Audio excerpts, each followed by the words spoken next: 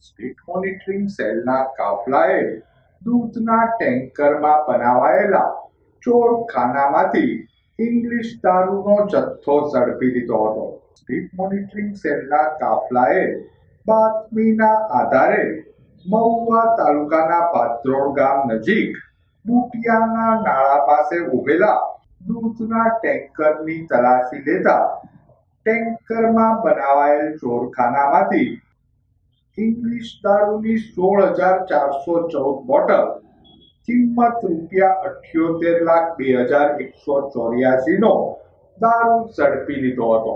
English દારૂના જથ્થા સાથે પોલીસે ટેન્કર ચાલક હનુમાનરામ માંગીલાલ બિશ્નોઈને ઝડપી લઈ વધુ તપાસ હાથ ધરી હતી.